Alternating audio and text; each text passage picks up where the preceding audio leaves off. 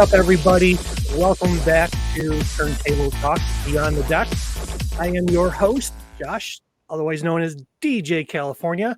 And today I've got a pretty awesome guest with us. I have Tim Mione, who runs a videography company called Productions by Tim. He is local. He is right here in Western New York. We've actually worked a lot of events together, a lot of weddings over the years. And Tim, he's awesome. He has a really good perspective when it comes to videography, and he does a lot of other types of events, not just weddings. He's done music production. He's done like music videos, and he's worked within the whole music industry. And he really knows his way around a camera. So welcome, Tim. Thank you for joining us today. Appreciate having me, man. Thank you. Awesome.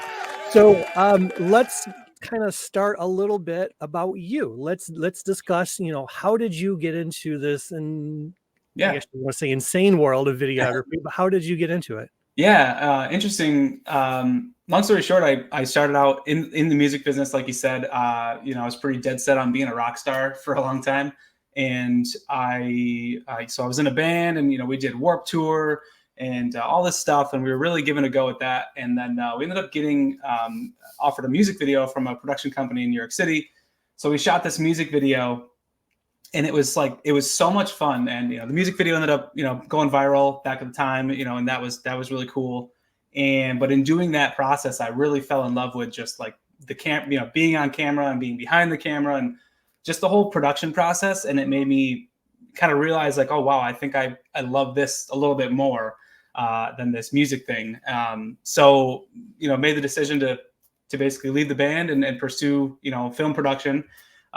Originally was like dead set on doing like music videos, and I was even thinking of moving to LA to get involved with some of the guys who had shot that music video. One of them was working on Grey's Anatomy, and all these guys, they were doing like really cool stuff. So I was debating on jumping into that realm, but then I was like, well, I got to make some money now. So I found a girl who was looking for a videographer on Craigslist, actually. So I shot that first wedding. I think I made like a few $100. It was nothing crazy. And then I just basically from that one video, I started putting that, shopping that work out to other people.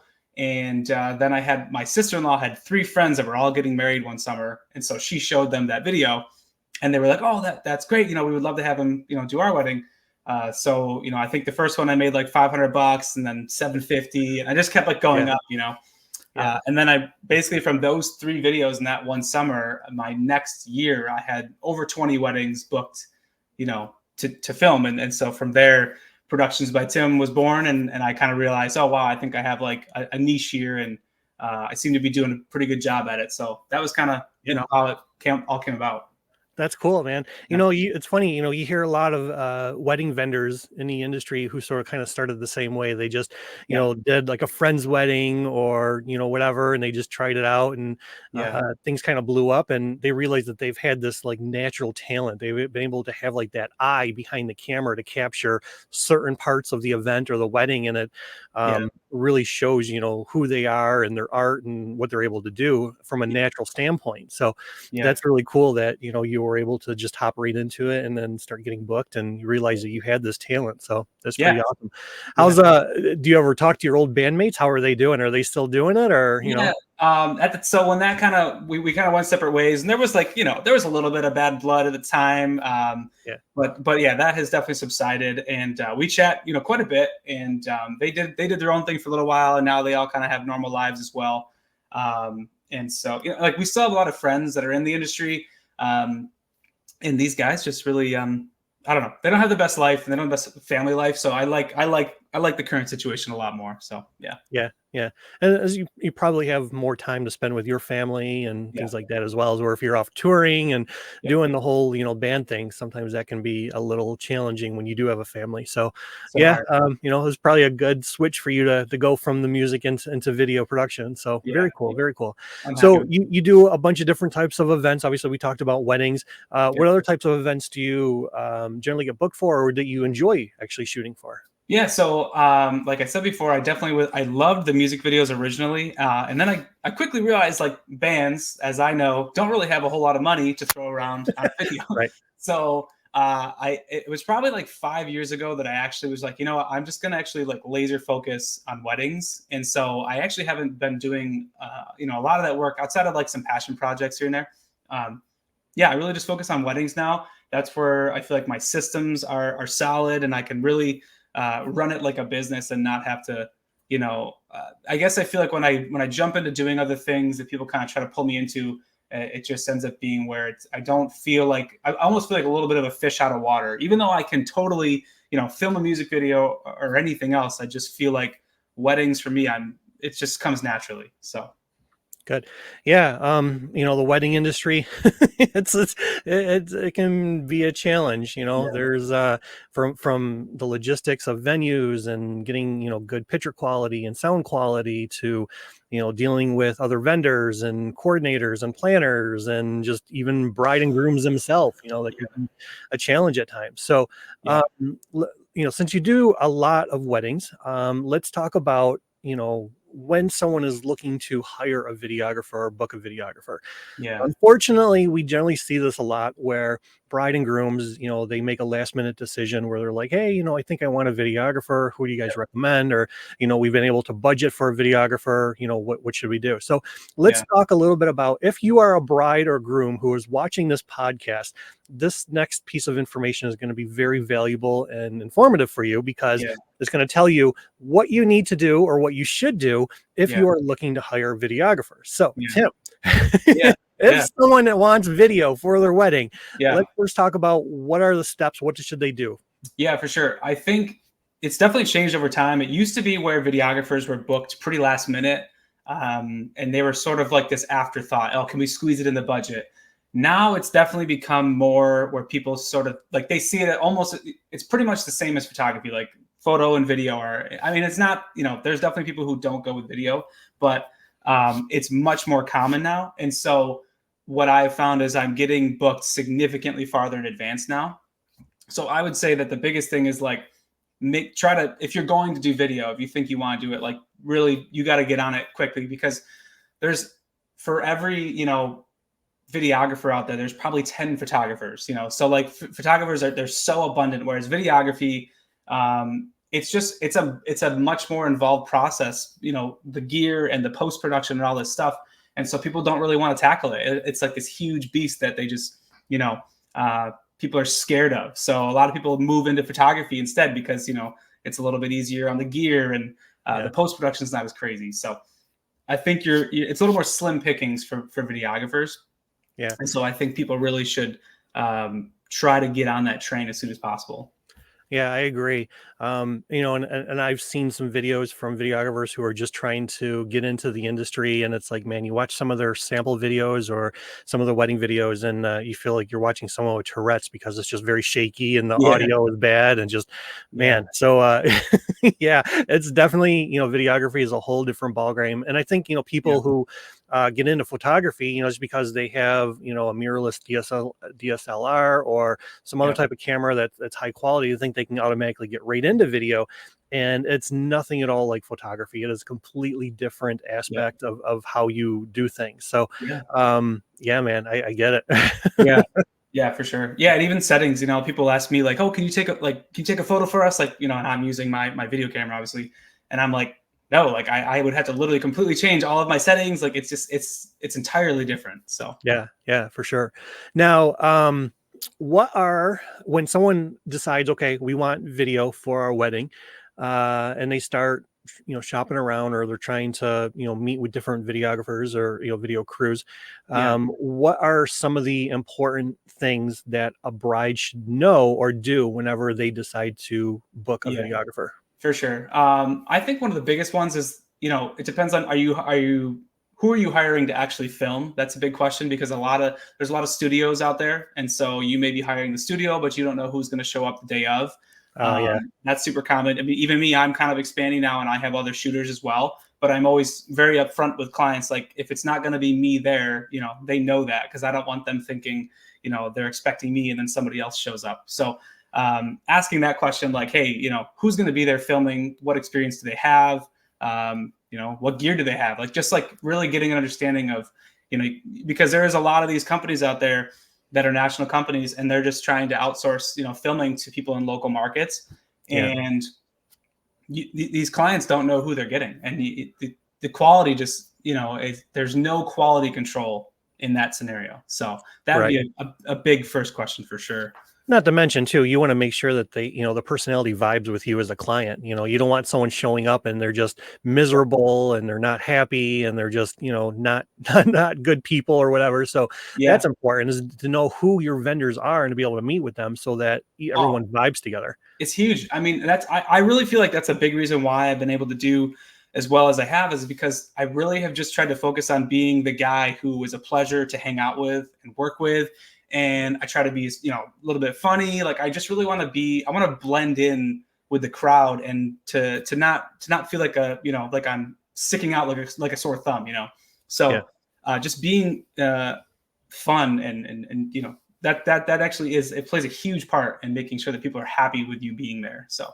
Yeah. And we know, clients and families and friends and, during the wedding day itself, people's nerves and stress and anxiety is already through the roof. So if you've got a rock star vendor team that can put you at ease and have fun with you and make you laugh and just feel comfortable, I think that's really, really important to being able to deliver an awesome event. It's so big. And I know, like, we've done weddings together, and like, we're just trying to create that cohesive, feeling for the clients. And it's nice when you work with other vendors who actually recognize that, where, like, we're all on the same team and we're trying to make sure clients are happy, they're having a good time. And obviously we're all there to do a service, but at the same point, we're there to make sure that they're happy and, they're not stressed. So, yeah. Yeah. I think it's so important for vendors. You kind of hit home on a real important piece there. I think it is so important for all vendors to work together cohesively, because if everybody is working together and they're in tune with each other, like a well-oiled machine, you're going to hit that bullseye, and the clients are going to be super happy. They're going to refer you. They're going to give you an awesome tip. They're going to give you great reviews, that kind of thing. So, I over the years, I've worked with some interesting vendors that just, it's them against the world. They don't care who they're working with, and they won't work with you well. And they're just, ego comes into play and that kind of thing. And you and I, we've worked so many weddings together, and I'm always like, as soon as I see you, I'm like, okay, what do you need? Do you want this? Do you need this? Do you want that?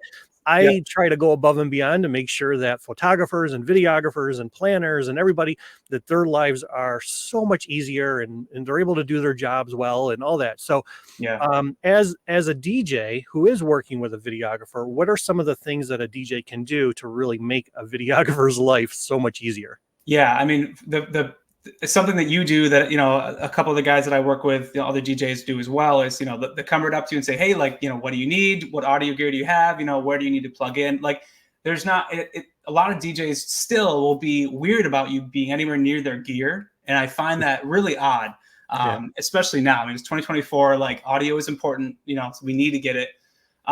So that's super important. Just making sure that you're, going out of your way to help the videographer and the photographer to accomplish their, to do their job. Let's see. Also, like, keeping, like, the timeline, there's a lot of times where things will change. Like, I might have one timeline, the DJ will get something totally different. And then I'm walking in thinking, okay, we're going to do intros and first dance. And then all of a sudden, oh no, we're doing intros and going right to speeches or whatever, so filling the vendors in on those things and what's happening and when, and those logistics, that's huge. And I have had it where DJs will just not communicate at all. They'll run into something. They won't give us a heads up. And that's super frustrating, because, like, photography, they usually will have, like, their camera on them and they can just pull it up and start shooting. I have to, like, set up tripods and all this lights and all this stuff. So having a heads up is, huge. Yeah. And, I think, when we work together and obviously with our vendors and stuff, one of the first things that I always tell you guys is, like, do what you got to do. If you want to take them outside for sunset shots, or, take them around the corner or whatever, don't worry about the timeline. And I don't do anything until vendors are set up and ready to go. I've heard so many horror stories where the photographer or videographer was outside with the client, and then all of a sudden you hear a speech saying, they're about to do the cake cutting or, parent dance or something. And then everyone's got to rush inside to get all set up. And it's like, I've yelled at a DJ before because he started the parent dances, didn't tell us at all. We were finishing up our dinner, and he didn't come and get us. And it's like, dude, like, how could you not know that this is Right. an important moment that we need to capture? Yeah. Super Yeah, for fun. sure. And it's funny. DJs are funny, in some of like the big national DJ groups and stuff. You're always like hearing all these DJs that complain and scream because a Yeah. videographer set up a light and it destroys like their lighting or their dance floor lighting or whatever. And it's like, Yeah. who cares? Yeah. Just let them do their job. No time ever in history has a client ever said, well, I'm going to leave this DJ a bad review because the videographer set up a light and I couldn't see their dance lighting. Like Yeah, some of absolutely. these guys, some of the stuff that they say is Yeah. just so ridiculous. And Yeah. it's just, And there is a flip side to that. There are definitely videographers. I've attended weddings that I'm not shooting, and they can be a little obnoxious. They've got lights everywhere, and they're kind of blinding people. And like I think there's a balance there, and you just really need to be, as a videographer, aware that there's an event going on, and you don't want to be obtrusive by any means. So sure. Yeah. as a videographer, I do focus on that, like just getting what I need, but also not at the extent of being obtrusive to get it. So. Yeah, for sure. But yeah, I mean, I just think people need to just put their ego to the side and just work together with everybody and just make sure that it's a great event. Who cares if there's a tripod in front of you or there's a bright light or the videographer wants to take people outside or Yeah. and I just I don't know, DJs are funny people. So Yeah, most are good. We got a bunch of good guys, yourself included, in our market, but there are definitely some bad eggs that I get a little bummed when I see, I'm like, man, I got to do a wedding with them. Okay. yeah, So yeah, yeah. sure. So you do a lot of weddings here in Western New York. Yeah. Do you do any type of like destination weddings or anywhere outside of this market? Would you just like Yeah. to travel? What type of events do you do like that? So I'm actually doing a destination wedding in April in the Virgin Islands, which is cool. So Very I'm cool. bringing my wife with me. She's going to be my second shooter for the day. Right. Yeah, so that's really cool. I would say outside of that one, I've only really ever done, like kind of ones in driving distance, like Maryland, stuff like that. So I try to just kind of stick around here, but I am definitely I would love to do a little bit more of the destination stuff. I think that's really exciting. I mean, to be able to fit in like a little bit of a vacation with a work trip is really cool. So Yeah, I would definitely. love to do more of that. Destination weddings are a lot of fun.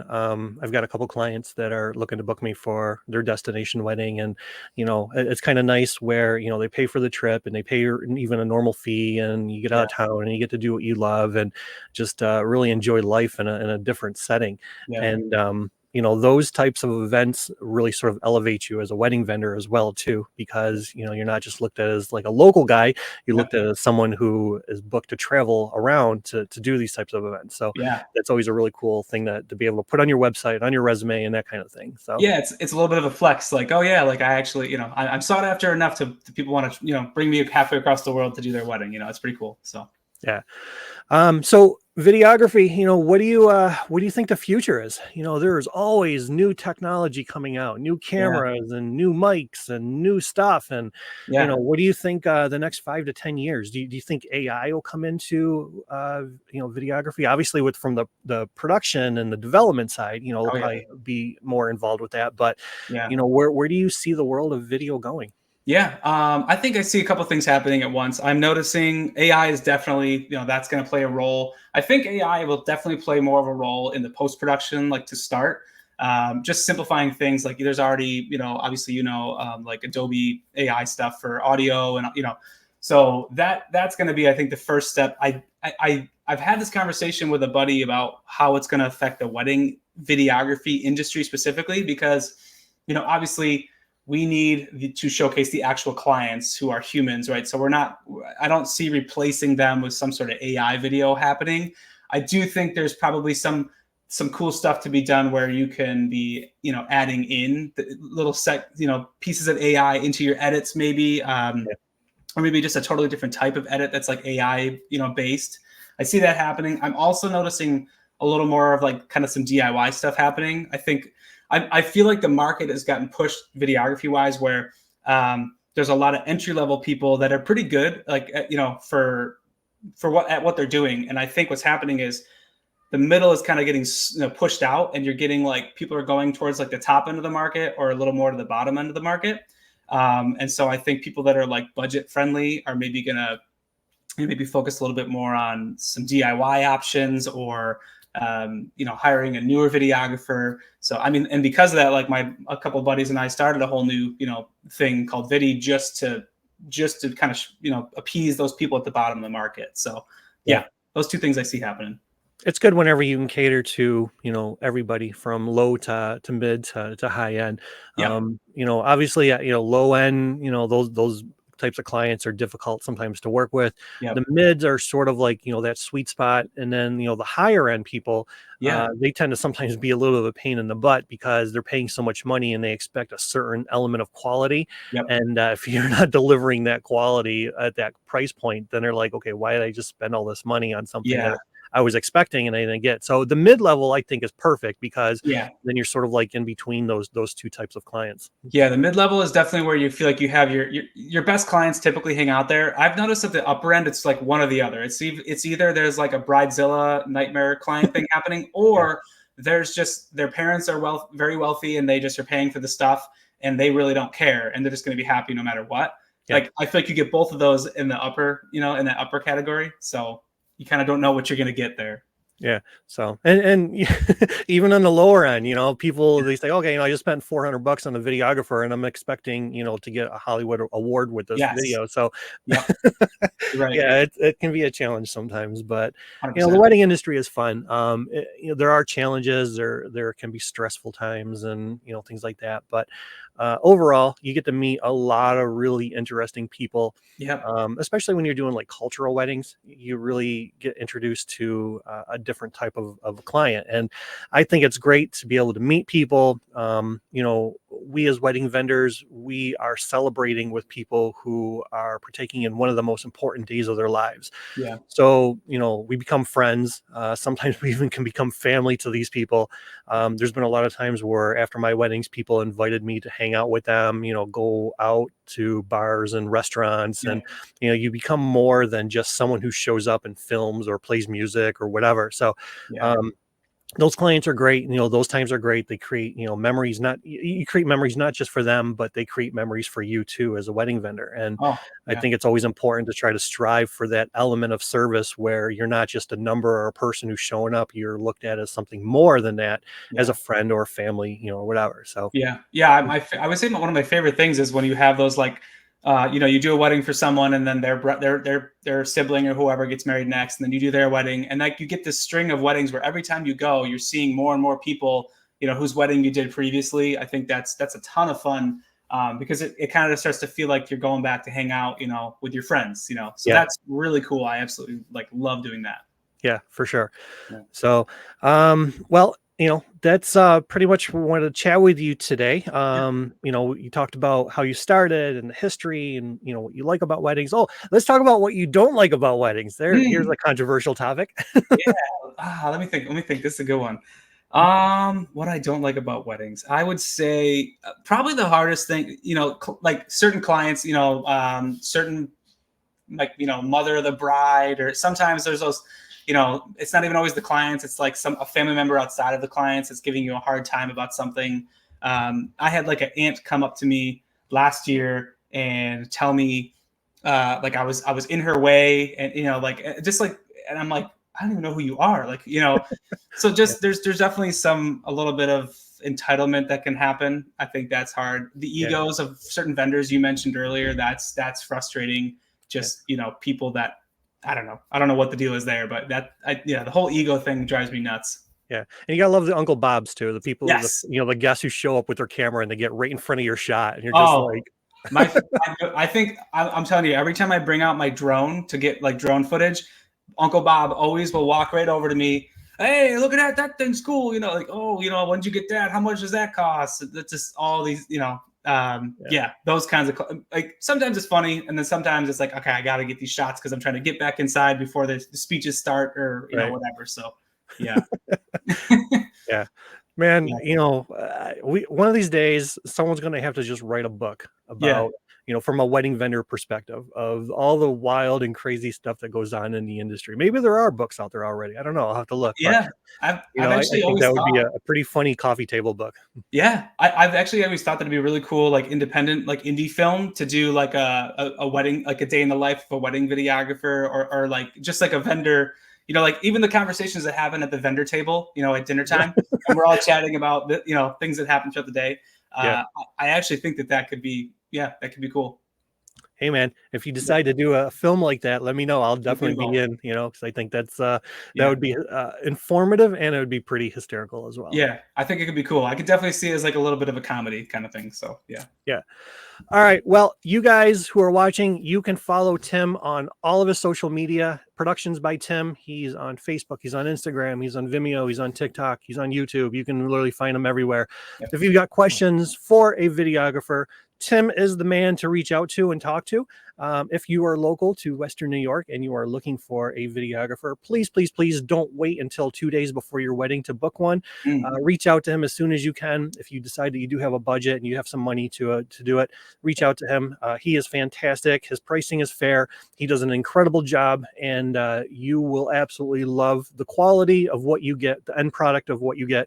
And obviously, you know, if you want a rock star team of vendors, then you can't go any wrong than booking California Entertainment with Productions by Tim. So 100%. just a little plug there for both of us. But thank you again, Tim. Any last?